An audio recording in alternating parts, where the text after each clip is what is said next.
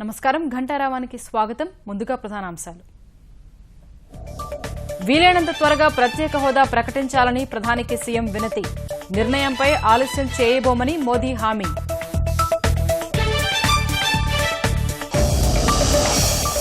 పవిత్ర నదుల అనుసంధానంతో కరువును తరిమి కొడతాం.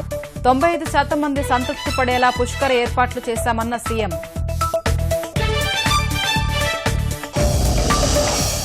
కేవీపీ ప్రవేశపెట్టింది ద్రవ్య బిల్లేనన్న ఆర్థిక మంత్రి. కాదని కాంగ్రెస్ వాదన. లోక్సభ స్పీకర్ తేలుస్తారన్న కురియన్. అసోం కోక్రాఝర్లో పేట్రేగిన తీవ్రవాదులు. రద్దీ మార్కెట్లో కాల్పులు. 13 మంది మృతి.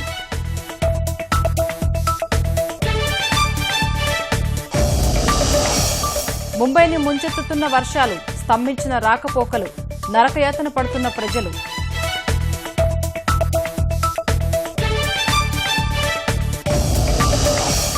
మరికొన్ని గంటల్లో ప్రారంభం కానున్న రియో ఒలింపిక్స్. ఆరంభ వేడుకలకు అదిరే ఏర్పాట్లు చేసిన ఆతిథ్య దేశం.